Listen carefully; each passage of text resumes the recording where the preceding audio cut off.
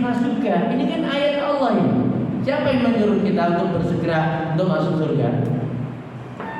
Allah kan? Ini nggak salah. Beramal ingin masuk surga, nggak salah. Beramal ingin supaya selamat dari neraka. Ittaqun nar walau bisyikki tamrah.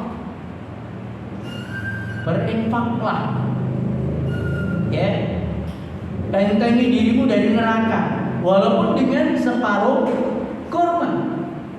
Ini apa niatnya? Agar selamat dari neraka. Salah nggak? Nggak salah. Ini bagian ikhlas juga. Nggak ada yang salah ini.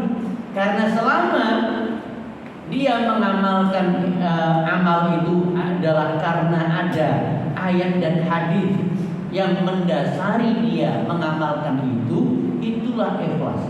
Selama harapannya kepada Allah, bukan kepada makhluk, maka itulah ikhlas. Tapi bertingkat-tingkat. Kalau tadi dia infaknya liwajhillah, beda dengan infaknya supaya dilancarkan rezeki.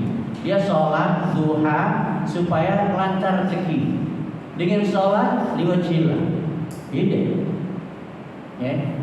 Seorang yang liwajhillah ini sudah tingkatan tinggi.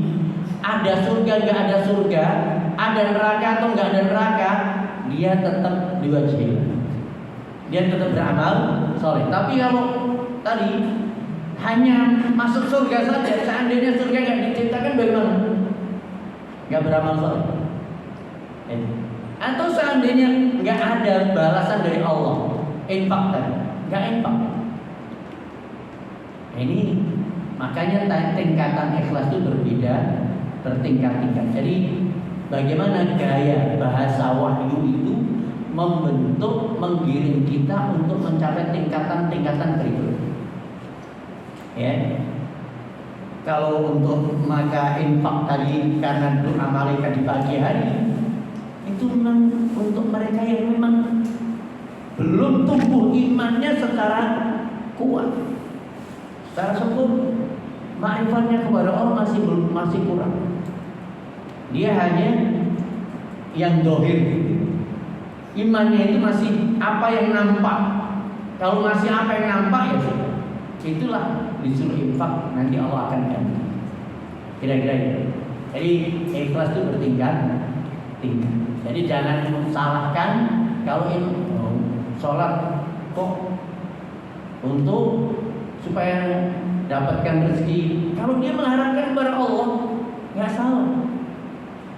Ya, dia sholat, setelah saya sholat duha itu, ya, jika saya jadi lancar, akhirnya dia sering sholat duha. Tapi ya karena itu terus. Nah, ini mesti harus ditingkatkan kelasnya. Gitu ya. Jadi ini kalau kita paham ikhlas itu bertingkat-tingkat. Kalau sempurnanya hanya untuk Allah, ya, untuk wajahnya Allah saja, bukan untuk yang lain. Karena dunia itu kecil. Baik, saya sampaikan beberapa pandangan para ulama, perkataan para ulama tentang masalah ikhlas. Ya. Yang pertama adalah perkataan Abu Utsman.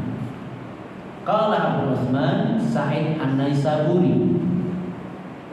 Beliau mengatakan al-ikhlasu nisyanu ru'yatil khalqi lidawamin nadhari ilal khaliq.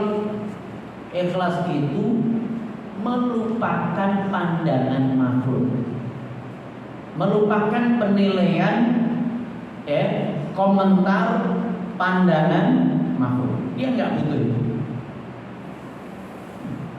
Ikhlas itu melupakan teman atau tetangga itu mau komentar seperti apa, dia nggak butuh itu. Nggak ngaruh. Komennya positif atau nggak ngaruh. Lidawamin nadhari ilal khalqi ilal khaliq, karena dia hanya fokus pada penilaian sang Khaliq, penilaian Allah. Jadi orang ikhlas itu adalah dia berpikir bagaimana Allah memandang saya, menilai saya. Bukan bagaimana temanku memandangku, menilaiku. Bukan bagaimana orang-orang sekitarku melihat saya, menilai saya. Makanya orang itu kalau masih pandangan makro itu sibuk dengan penampilan. Dia kurus, bagaimana dia ideal. Setelah nggak ideal dia gemuk, bingung lagi gemuk, bagaimana menguruskan badan. Karena setiap ada orang komentar, kamu kok kurus sekali tuh, ya. Ibunya juga bilang, kamu kok kurus sekali. Semuanya bilang kurus sekali. Akhirnya dia minum jamu untuk gemuk. Setelah gemuk dia kegemukan. Kamu kok gemuk kali sih? Akhirnya dia bingung cari jamu untuk menguruskan badan dia. Ya, begitu dia. Atau badan, atau di samping badan itu biasanya penampilan dohir, entah bajunya, kendaraannya, rumahnya, bagaimana orang itu memandang saya, itu. Bagaimana orang itu menilai saya, itu fokusnya orang yang jauh dari keikhlasan. Orang yang ikhlas itu bagaimana Allah memandang saya, menilai saya. Seandainya hari ini saya mati, bagaimana Allah menilai saya? Apakah saya termasuk orang yang jujur atau dusta? Apakah saya termasuk orang yang beriman atau orang kafir? Apakah saya termasuk orang muslim atau munafik? Ini fokusnya selalu. Makanya orang yang punya karakter ikhlas itu nggak ngaruh dengan penilaian orang. Selama dia di atas kebenaran, ya, dia nggak peduli dengan omongan orang, komentar manusia. Ya, lupa dengan ini. Ada komentar dia dengar aja lewat dari telinga, nggak pernah didengar. Karena apa? Fokusnya aku mengamalkan ini untuk mendapatkan penilaian Allah. Bagaimana Allah menilai saya, memandang saya, bukan pandangan makhluk. Ini ya, ini perkataan Abu Utsman An-Naisaburi. Ya. Kemudian berkata Yaqub Al-Makfuf. Yaqub itu mengatakan al-mukhlisu man yaktumul hasanatuhu kama yaktumul sayyi'atu. Orang yang ikhlas itu orang yang menutupi kebaikan seperti dia menutupi dosanya, aibnya. Manusia pada umumnya itu yang ditutupi apa? Dosa. Dosanya berusaha, dia nggak tahu, orang lain nggak tahu. Istrinya nggak tahu, anaknya nggak tahu, orang tuanya nggak tahu, temannya nggak tahu, semuanya nggak tahu. Itu dosa. Definisi dosa sebagaimana kata Rasulullah, al-ismu ma'aka fi sadrika wa karinta ayatari alaihi nas. Dosa itu adalah apa yang buat kamu itu goncang di hati kita itu selalu. Setelah berbuat dosa maksiat itu resah, gelisah, takut, khawatir, takut ketahuan. Kalau koruptor takut ketangkep KPK, takut barang buktinya masih ada, takut ada orang yang melihatnya, takut ada ketakutan, takut dilihat orang, takut ketahuan. Ini ada keresahan. Setelah resah baru kemudian dia nggak suka orang lain tahu. Ada dua ini. Kalau sesuatu yang kita itu resah, itu kita selalu gelisah, galau, itu berarti ada yang salah, itu dosa. Yang buat kita galau itu dosa. Yang kedua, kita nggak suka orang lain tahu. ada hubungan rahasia antar makhluk. Kenapa dirahasiakan? Ada sesuatu dosa, dia nggak mau terketahui orang lain. Tapi kalau hubungan rahasia antara makhluk dengan Sang Khalik itu dianjurkan. Kita nggak dianjurkan menjalin hubungan rahasia.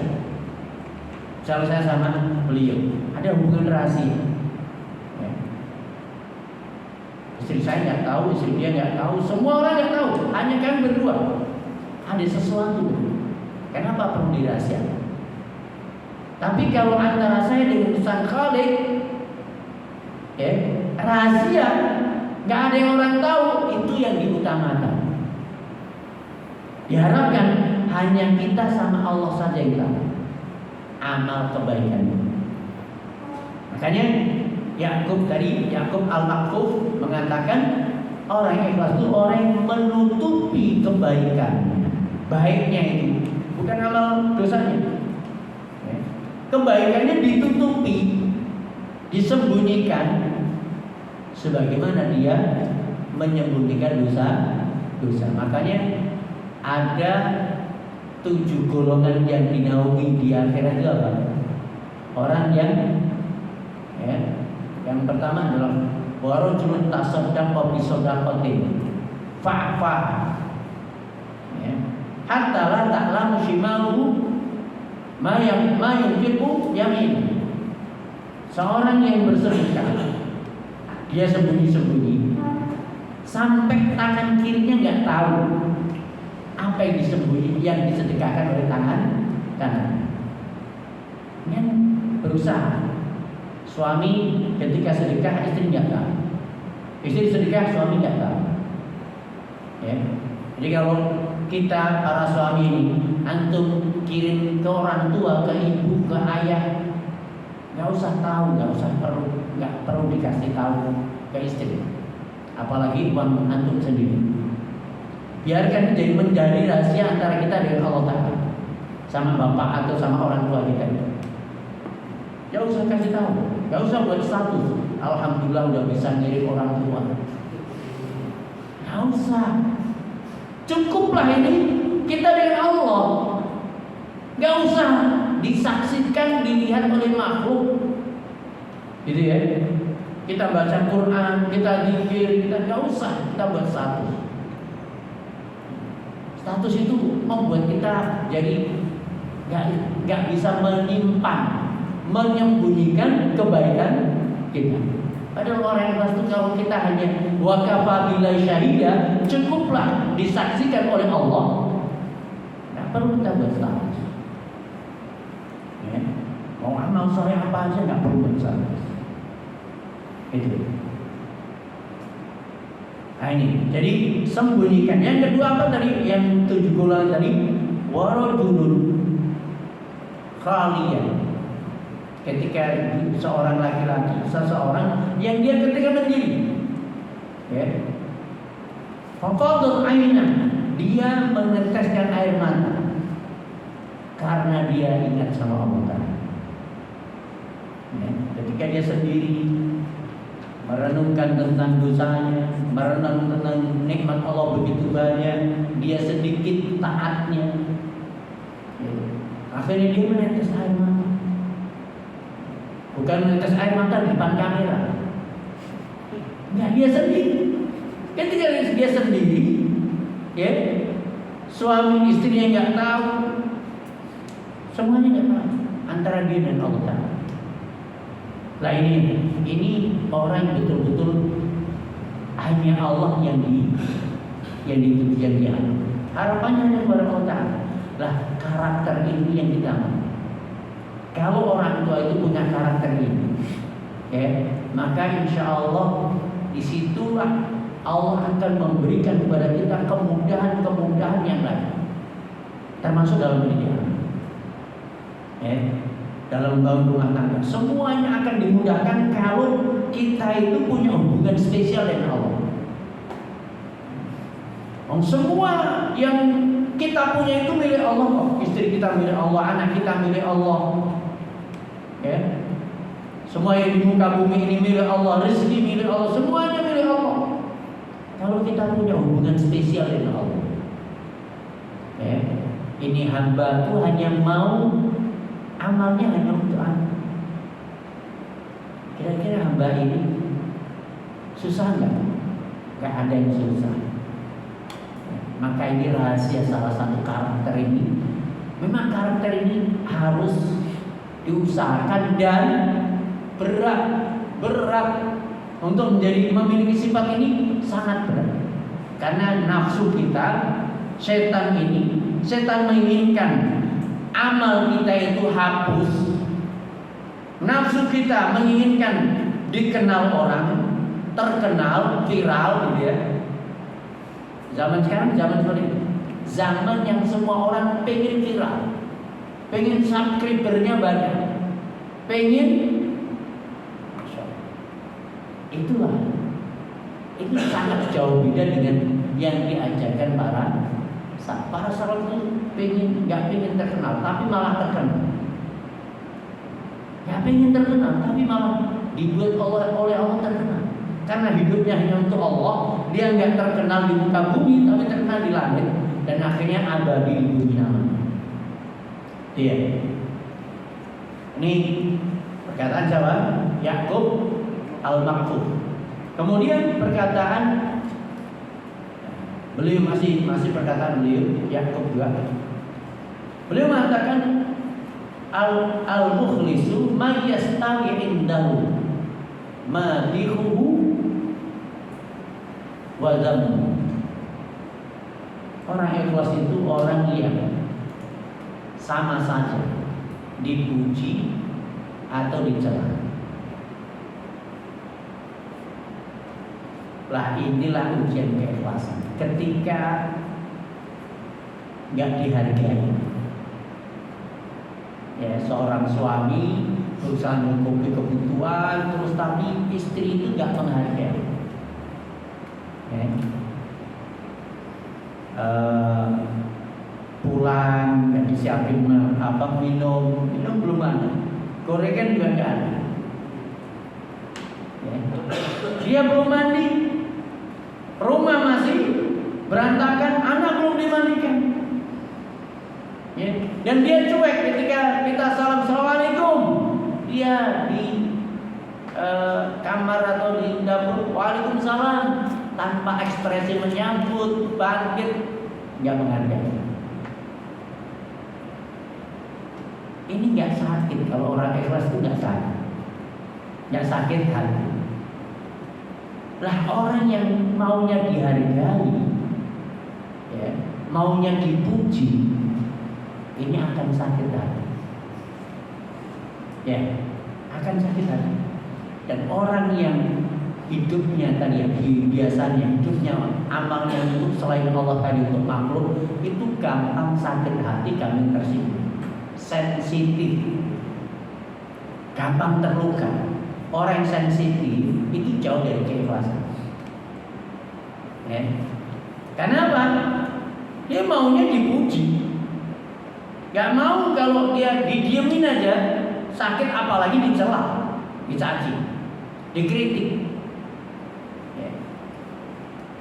Itu bekerja tapi baiknya nggak dipuji, tapi salahnya dimaki-maki, salahnya dicaci maki, baiknya nggak dipuji. Ya. Kalau sebagai seorang suami ketika ditambah uang belanjanya, dia kurang sedikit, marah-marah. Lambat satu hari marah-marah. Tapi ketika diawalkan, buru-buru terima kasih aja enggak. Jadi yang seperti ini kalau kita lelah, inilah ujian keikhlasan. Kita nggak perlu marah, nggak perlu sakit hati. Itu ujian keikhlasan. Makanya kalau kita sering nggak dihargai, nggak diucapin terima kasih sama teman bantu, ketika kita butuh bantuan dia nggak inget, dia nggak ganti bantu, kita minta tolong dia diem, nggak mau bantu gantian, Jangan usah sakit hati. Kalau kemarin kita menolong dia itu adalah lillah, nggak perlu sakit hati. Orang yang sakit hati ketika kita menolong dia dulu, nggak lillah. Ya, harapannya nanti kalau saya susah ganti dia bantu saya. Kan sakit hati. Ya, makanya orang ikhlas itu orang yang dia jauh dari sakit hati. Orang yang paling tentrem, hidupnya lillah itu dia nggak ada yang sakit hati, nggak kecewa dan seterusnya. Nah, ini ya. Jadi kita harus pahami kenapa orang ikhlas itu berat. Ya karena ujiannya nanti kemana? Diucapin terima kasih enggak, balas enggak. Dia dalam surat Al-Insan, innama nut'imukum liwajhillah la nuridu minkum jazaan wala syukur. Aku beri makan kepadamu, aku menolong, aku berbuat baik kepadamu liwajhillah, untuk bisa melihat wajah Allah. La nuridu minkum jazaan. Aku nggak menginginkan balasan, wala syukur, ucapan terima kasih. Nggak menginginkan balasanmu, nggak menginginkan ucapan terima kasih. Kalau itu, inilah orang yang mukhlis. Ya, kalau ini, masya Allah, luar biasa. Tapi ini yang berat, tingkatannya luar biasa. Makanya ikhlas itu kata para ulama lebih berat dari memindahkan gunung batu ke tempat yang lain. Dulu di sini ada gunung batu kan? Sebelum Masjid Al-Amin ada gunung batu, masih ingat kan? Iya. Lupa Pak Sugeng. Masih ingat. Ya. Jadi Perumanggung apa Buana Masih? Iya. Dulu gunung batu pindah, hilang, dipindahinlah kemana? Tapi itu berapa tahun? Tak lama, itu kan tahun. Pakai alat berat selesai. Tapi ikhlas sampai kita mati, belum tentu kita memiliki amal yang kita sembunyikan itu ikhlas. Kadang kita ceritakan agar orang kagum sama kita. Kadang masya Allah. Itulah cara-cara syaitan untuk membuat amal kita itu ambiar, nggak jadi amal soleh. Ya, cara syaitan. Ya, karena syarat amal soleh itu apa? Ikhlas dan ngikut cara Rasulullah. Lah sekarang bagaimana kita didik anak dengan ikhlas? Mendidik anak dengan ikhlas. Maka diawali. Sekarang kalau kemarin kita lupa dengan menghadirkan niat, sekarang kita niatkan. Kita mengharap ya Allah, aku berharap semua pengorbananku melalui anak-anakku ini jadi amal soleh. Jadi amal soleh untukku, dan aku berharap itu jadi amal soleh yang bisa melihat wajahmu. Ya. Sehingga semua pengorbanan kita, baik itu waktu, tenaga, pikiran, harta,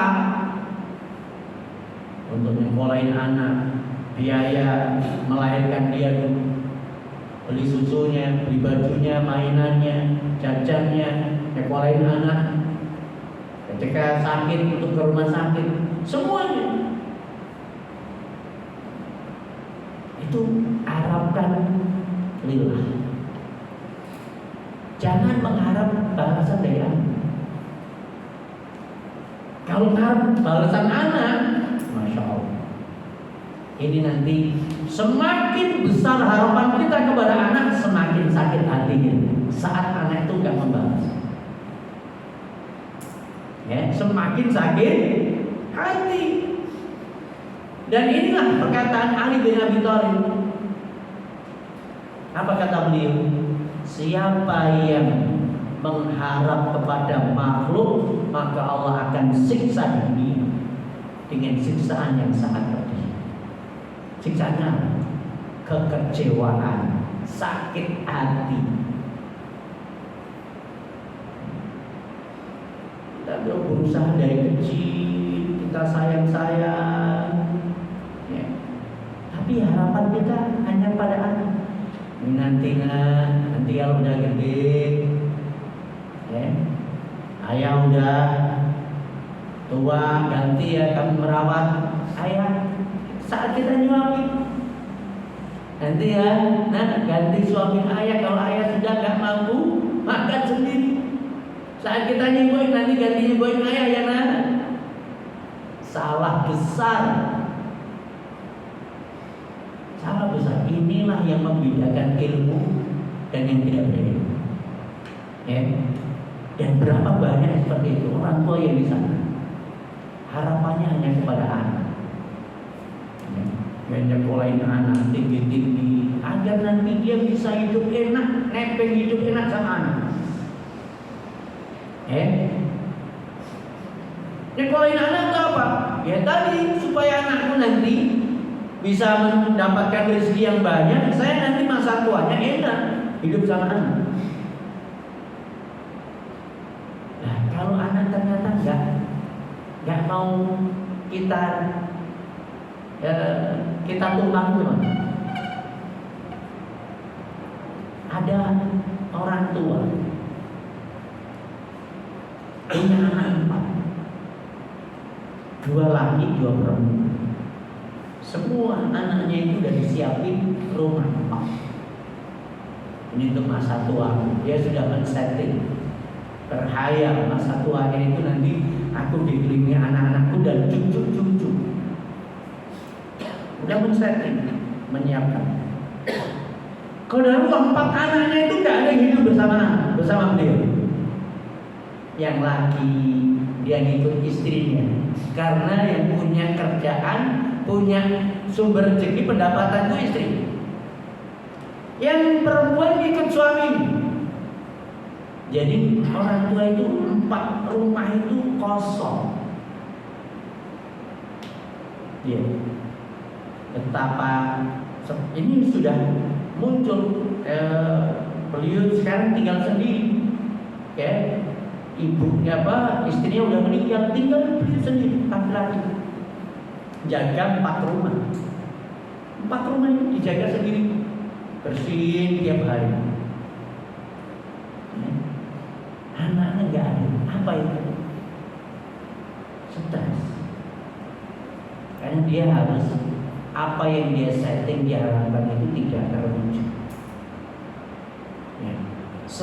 Makanya kalau semakin kita berharap kepada makhluk, semakin kita berharap pada anak, semakin kecewa dan sakit hati kita. Mulai dari masih proses belum jadi anak soleh saja, masih belum punya kerjaan, belum bekerja anak kita suruh dia enggak patuh dan sakit hati kan. Kita suruh malah melotot, kita suruh malah dia bantah, kita suruh terus. Semakin kalau kita nggak ikhlas dalam mendidik ini, proses ini, nggak menghadirkan niat ini, kita akan selalu sakit hati di tiap hari. Itulah stres. Tapi kalau kita, inilah kewajiban, waktunya sholat, aku ngajak anakku sholat. Waktunya sholat aku bangunkan anakku untuk sholat. Waktunya sholat aku selalu mengingatkan manusia untuk sholat. Itu kewajiban kita. Dan kita berharap ini jadi amal sholat. Ya, hadirkan niat dengan mengamalkan satu perintah Allah, wa'mur ahlaka bis-sholati wastabir 'alaiha. Perintahkan keluargamu untuk sholat dan bersabarlah. Selalu bersabar menyuruh anakmu untuk keluargamu untuk sholat. Nah, kalau anak kita masih selalu disuruh terus, itu kita berarti disuruh mengamalkan ayat ini terus. Ingat-ingat ayat ini terus. Kita sedang ibadah, ketika bangunkan anak, ngajak anak, sholat, ingat-ingat dengan ayat ini. Emangkah saya disuruh? Fungsinya saya hidup untuk ngajak anak sholat, udah. Perkara anakku itu sholatnya benar atau enggak, kita udah berusaha untuk ngajarin sholat yang benar, ya. Sholat tentang tumanina, harus membaca, harus wudhunya dengan benar, bacaannya sudah diajarin. Selebihnya udah serahkan sama Allah. Kita tinggal ngingetin terus. Gak perlu sakit hati, gak perlu kita marah-marah. Kalau memang itu tugas kita, yang kita marah kenapa? Karena merasa gak dihargai. Aku nyuruh kamu sholat, kamu gak menghargai perintah ayah, gak menghargai ayah. Kalau mau minta dihargai, kita rasa keikhlasan kita dong, minta dihargai.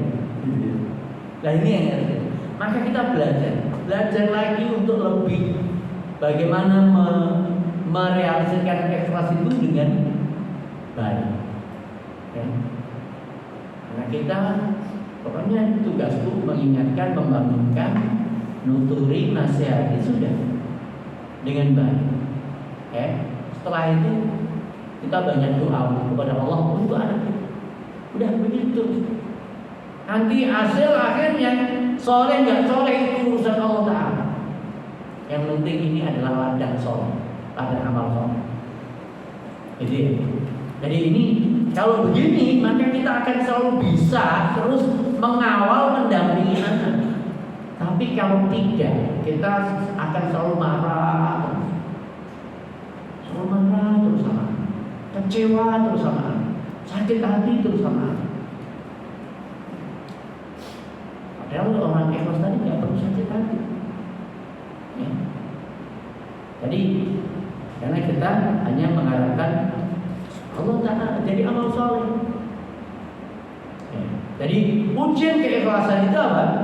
Ujian keikhlasan itu tidak dihargai, tidak dibalas, tidak diucapin terima kasih. Ya. Itu ujian-ujian. Istri nggak ucapin terima kasih, ya, nggak balas, dan seterusnya. Itu ujian keikhlasan. Nggak dihargai, apalagi nggak diucapin terima kasih, nggak dibalas. Ya, kita udah nolong, tapi kok dia nggak balas nolong. Kita udah bantu, kok dia nggak membantu, balik bantu. Ya. Ini jadi masalah kan di lapangan seperti. Ya. Dia itu punya hajatan, udah berapa kali aku datang ke hajatan dia. Giliran aku punya hajatan sekali dia nggak datang, sakit hati. Ini kenapa? Ini keikhlasan, urusan hati, urusan keikhlasan. Ya, kalau seperti nggak perlu sakit hati. Ya, kalau yang kemarin kita lakukan dengan ikhlas, nggak perlu sakit hati. Gitu.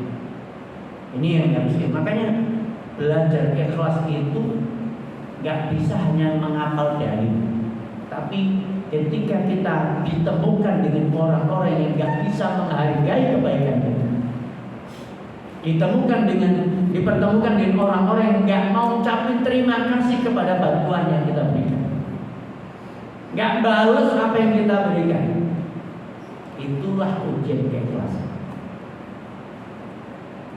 Ya, dan berusahalah untuk tidak sakit hati dengan ketika bertemu dengan orang-orang tersebut. Ya, tetap kalau dia nanti butuh bantuan kita bisa bantu. Jangan kapok. Kalau kapok berarti memang mengharapkan bantuan. Allah, biarin aja lah. Udah berapa kali aku bantu, dia nggak bantu. Sekarang pura-pura nggak tahu aja. Ini berarti kita udah berjuang besar. Orang ikhlas itu orang yang berjuang besar. Tetap bantu. Ya. Ini. Jadi ini harus kita lakukan. Jadi akhirnya nanti ketika kita berusaha untuk berlaku ikhlas tadi, itu kita sendiri yang akan menuai keberkahan dari amal soleh yang kita. Allah tadi seperti yang saya sampaikan di awal, kalau kita punya hubungan spesial dengan Allah, itu maka nggak ada yang sulit dari dalam hidup kita, nggak sulit. Spesial tadi ya, tadi hanya amalnya untuk Allah tadi punya hubungan spesial. Banyak amal-amal soleh yang kita lakukan dan kita sembunyikan, yang tahu hanya kita dengan Allah Ta'ala. Itu spesial.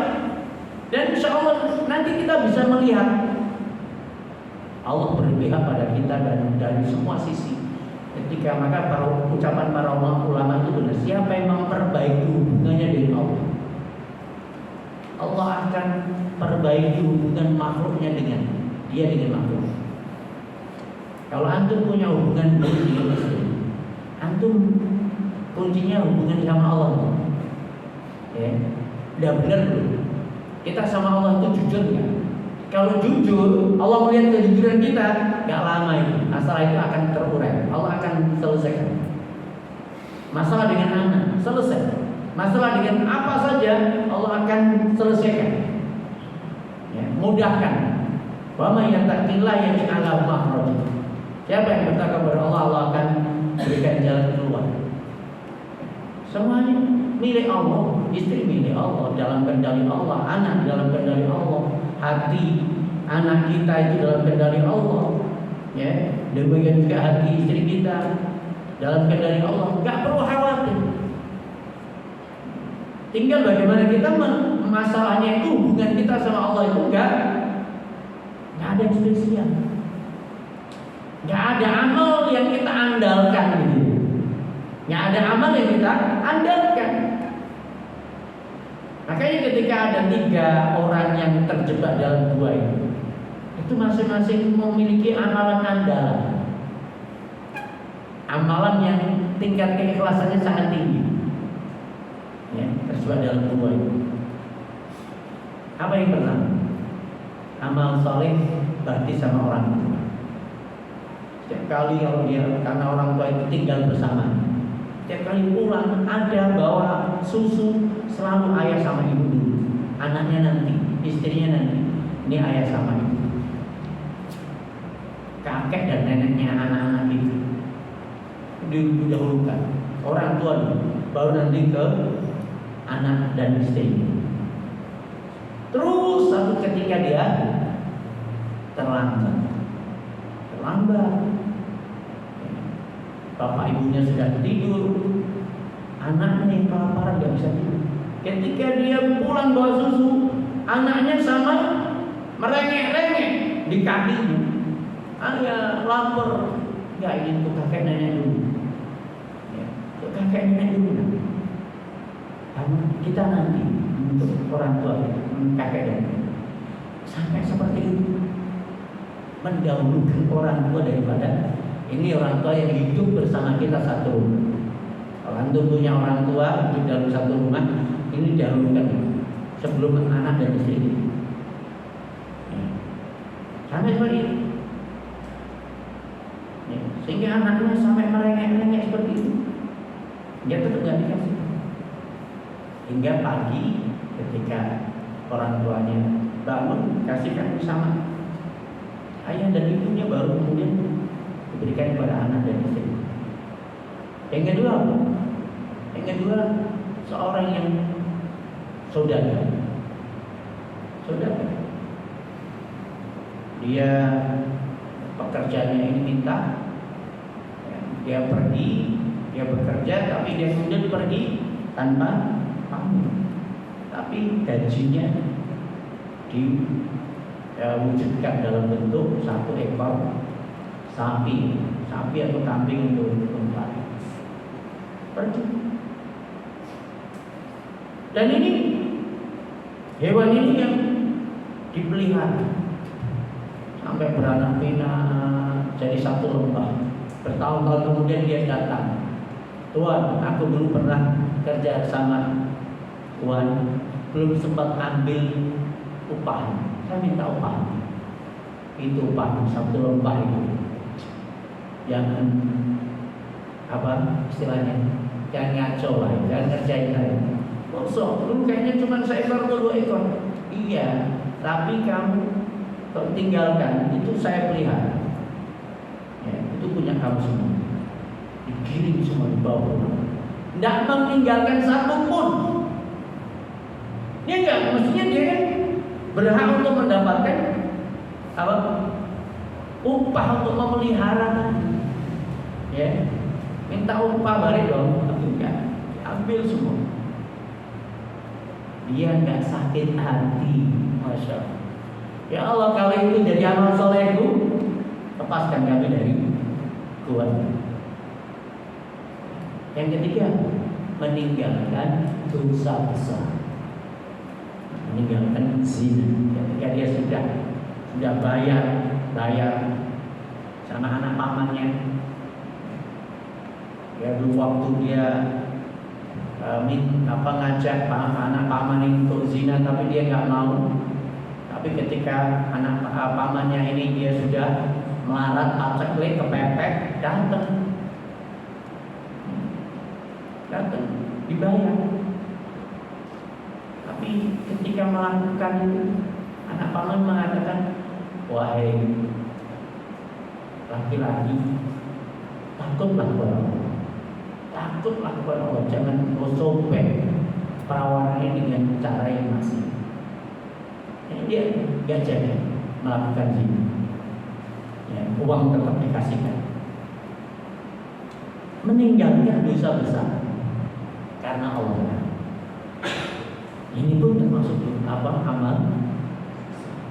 Nah ini yang harus kita perhatikan, bahwa keikhlasan itu luar biasa, bisa mengurai masalah-masalah dalam kehidupan. Yang jadi masalah kita itu hidup itu nggak selesai dalam masalah, selalu ditempa masalah, nggak pernah selesai, bertumpuk masalah, ruwet. Itu karena hubungan kita sama Allah yang masalah, nggak ada yang spesial. Maunya dikenal orang, terus amal sedikit aja, amal sedikit dan remeh aja dibuat status dan seterusnya. Ini makanya Allah Ta'ala itu, sebagaimana kata hadis yang diriwayatkan oleh Sa'ad bin Abi Waqqas, Rasulullah mengatakan, innallaha yuhibbal 'abda at-taqiyal ghaniyal faqih. Allah itu mencintai hamba yang bertakwa, yang ghaniyah, yang merasa cukup dari rezeki yang Allah berikan. Nggak ngeluh, nggak kurang, nggak mengeluhkan kekurangan. Dia merasa cukup, berapapun yang Allah berikan, dia merasa cukup. Al-Khafiyah, yang tersembunyi, menyembunyikan, nggak mau terkenal. Nggak mau terkenal. Ini dari manusia. Dan inilah yang saya ingin sampaikan yang terakhir, bahwasanya orang ikhlas itu punya power yang luar biasa. Power itu energi. Dan inilah kenapa orang itu sanggup untuk mengamalkan amal yang menurut sebagian orang itu nggak mungkin, atau menurut sebagian orang itu kayaknya luar biasa. Seperti apa? Nabi Nuh itu bagaimana bisa bertahan 950 tahun dalam dakwah. Beliau mengatakan, Rabbi inni da'autu qaumi lailan wa nahar. Ya Allah, aku dakwah pada kaum itu siang dan malam. Siang malam. Walam yazidhum du'ai illa firar. Tapi enggak menambah dakwah saya, ajakan saya itu, kecuali mereka bertambah jauh dari saya. Makin lari. Kalau saya datang, dia tutup telinganya. Coba kita nasihati adik kita, dia tutup telinganya. Kira-kira kita bertahan berapa lama? Sekali, 2 kali, 3 kali, oh udahlah. Dinasihati dia tutup telinga tuh. dinasihati dia nggak mau dengar kok. Kita paling kapok. Tapi Nabi Nuh kenapa bisa bertahan sampai 90 tahun? Ini yang perlu kita gali. Ada apa? Energi apa yang membuat beliau itu sanggup bertahan 950 tahun dalam kondisi dakwah diperlakukan kaumnya seperti itu? Kadang-kadang kita kalau mau marah sama anak itu ingat Nabi Nuh itu malu. Baru 2-3 kali nasihat kita udah marah-marah.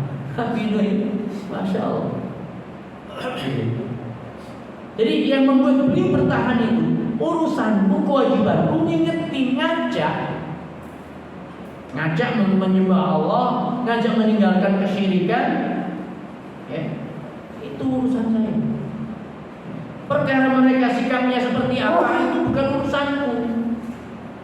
Dan itu bagi Nabi Nuh itu gak sakit hati ketika orang pada menutup telinga. Aku kan ditugaskan oleh Allah untuk ngajak. Mereka menutup telinga itu bukan urusan. Yang penting saya sampaikan. Saya sudah menyampaikan.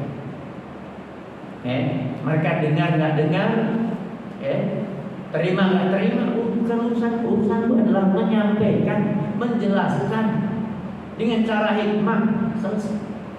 Kita didik aja seperti itu. Apalagi udah gede, udah jangan terlalu memaksakan harus berhasil. Enggak. Kalau harus berhasil nanti kita berantem sama anak. Tiap hari marah terus nanti.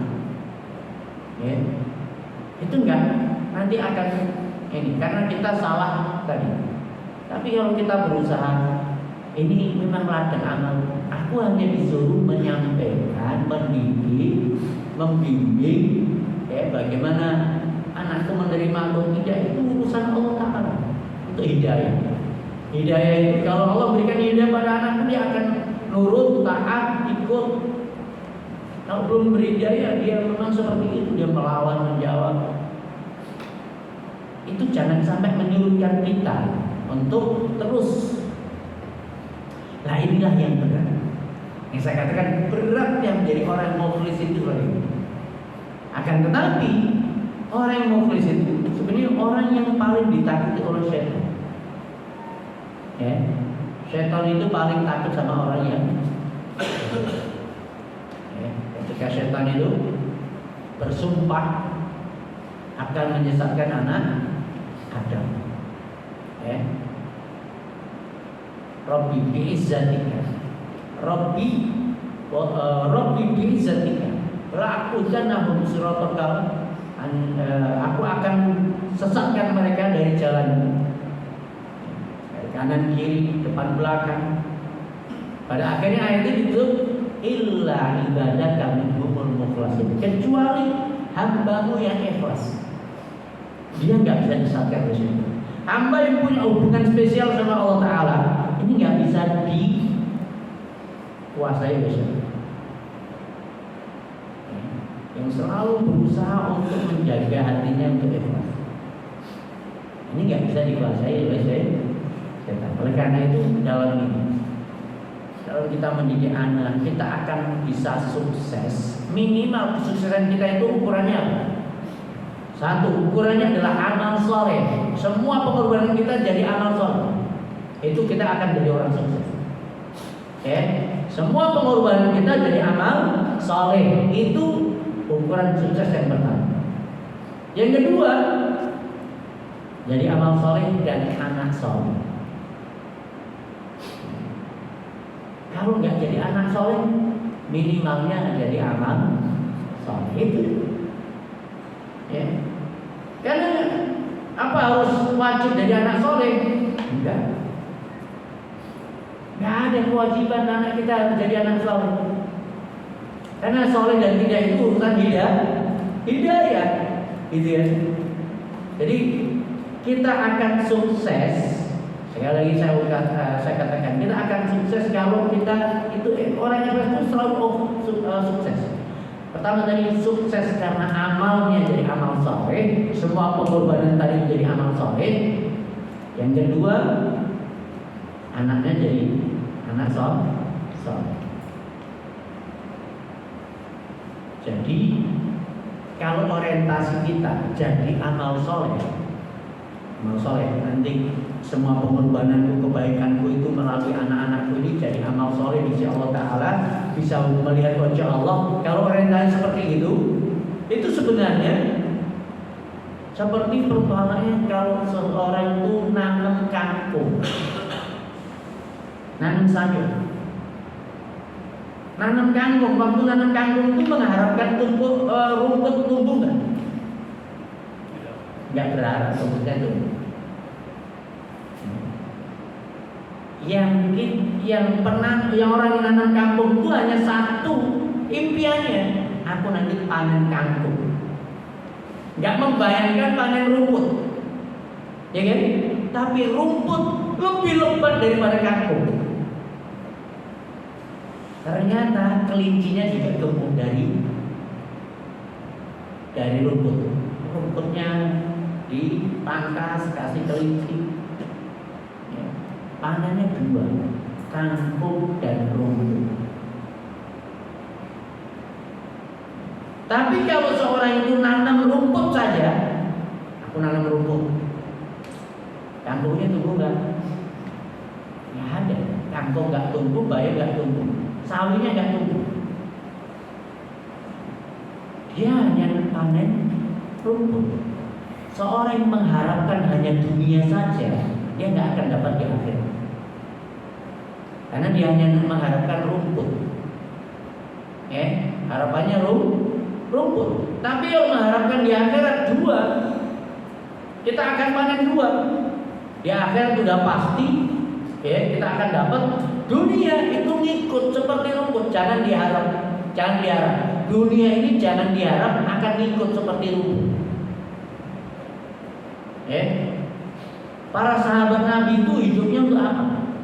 Hidupnya untuk Allah, untuk agama Allah, untuk amar ma'ruf nahi munkar kan itu. Kuntum khairu ummatin, kalian adalah umat yang terbaik. Umatnya hidupnya untuk apa? Ta'muruna bil ma'ruf wa tanhauna 'anil munkar. Dia punya sifat amar ma'ruf nahi munkar. Wa tu'minuna billah, beriman kepada Allah Ta'ala, menyebarkan agama Allah, membela agama Allah. Itulah hidupnya. Hanya Allah yang dituju. Ketika dia hijrah dari Mekah ke Madinah, semua hartanya ditinggal, anak istrinya ditinggal. Abdurrahman bin Auf,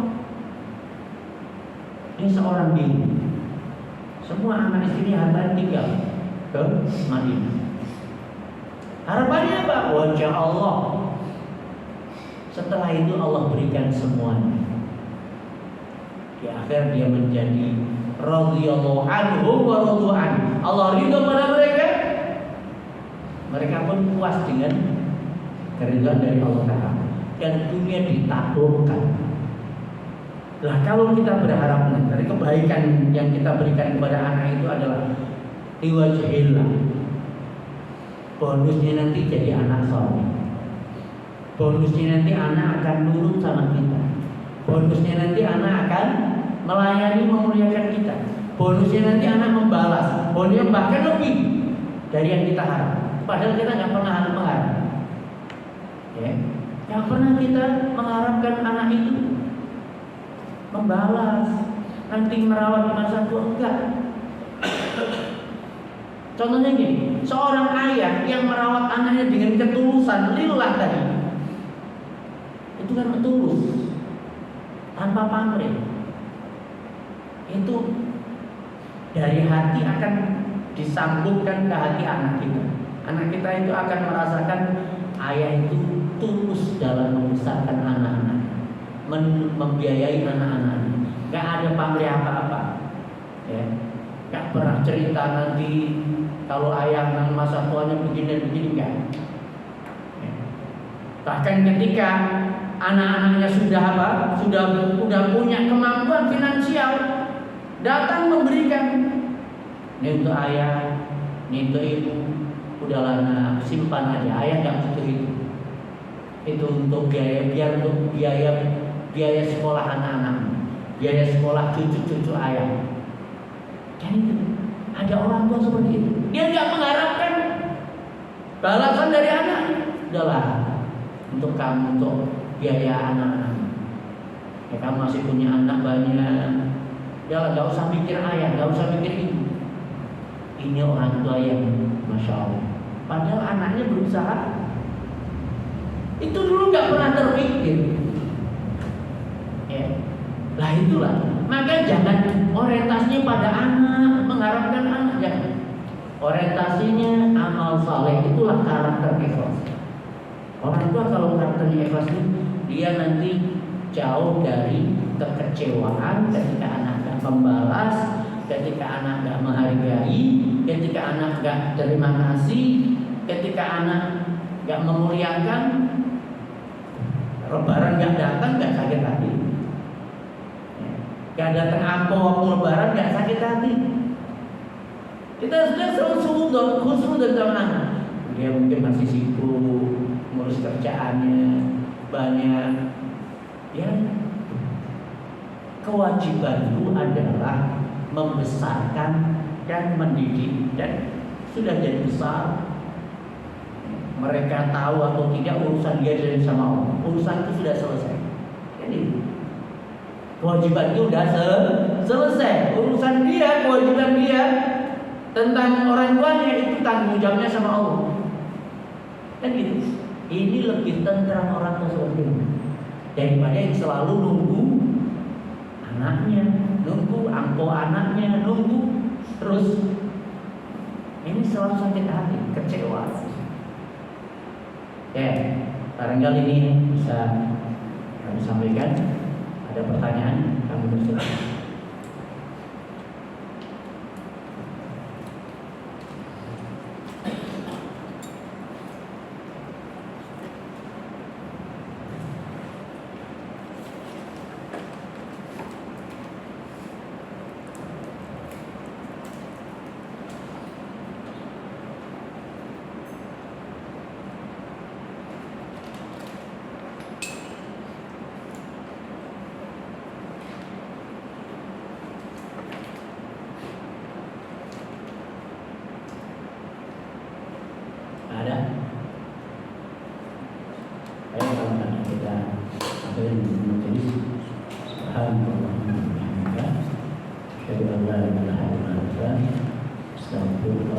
Assalamualaikum warahmatullahi wabarakatuh.